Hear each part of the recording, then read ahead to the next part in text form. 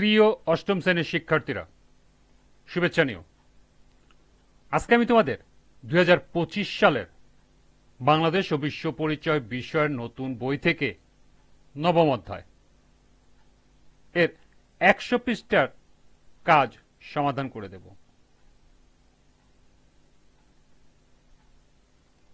প্রথমে তোমাদের বলবো, যারা আমার চ্যানেলটি সাবস্ক্রাইব করো নাই তারা আমার চ্যানেলটি সাবস্ক্রাইব করবে এবং আমার সাথে থাকবে। তাহলে চলো আমরা ক্লাস শুরু করি।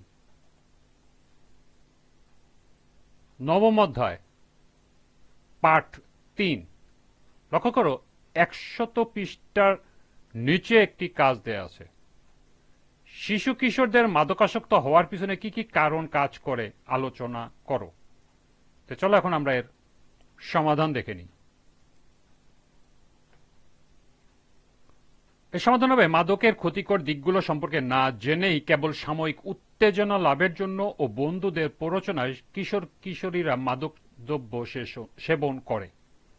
শিশু কিশোরদের মাদক শক্তি একটি জটিল সামাজিক, মনস্তাত্ত্বিক এবং পরিবেশগত সমস্যা। এর পিছনে একাধিক কারণ কাজ করে যা ব্যক্তি, পরিবার, সমাজ এবং পরিবেশের সাথে সম্পর্কিত। নিচে কিছু প্রধান কারণ তুলে ধরা হলো। 1. বাবা মা যদি শিশুদের প্রতি যথাযথ মনোযোগ না নেয় তবে শিশু মাদক আসক্তি নিয়ে আকৃষ্ট হতে পারে। 2. বাবা মা যে বা পরিবারের সদস্যদের থেকে সামাজিক ও একাডেমিক চাপও শিশুদের মাদকাসক্তির দিকে ঠেলে দিতে পারে। 3. পরিবারে যদি অশান্তি থাকে তবে শিশুরা সেখান থেকে নেতিবাচক প্রভাব নিতে পারে। 4. অবসাদ বা মনের অবস্থা খারাপ থাকলে মাদক তাদের একটি সাময়িক মুক্তির উপায় হয়ে থাকে। 5. যদি পরিবারে কোনো সদস্য মানসিক সমস্যায় ভোগে তবে তা শিশুদের উপর নেতিবাচক প্রভাব ফেলতে পারে। 6. অনেক শিশুই তাদের বন্ধুদের প্রভাবে মাদক গ্রহণ শুরু করে। 7. অনেক সময় সিনেমা, নাটক বা টেলিভিশনের মাধ্যমে মাদকাসক্তির বিশেষ করে তরুণদের মধ্যে প্রভাব পড়তে পারে। 8.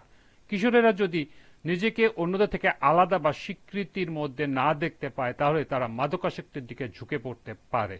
9. একাকিত্ব বা সামাজিক বিচ্ছিন্নতা মাদক গ্রহণ কারণ হতে পারে।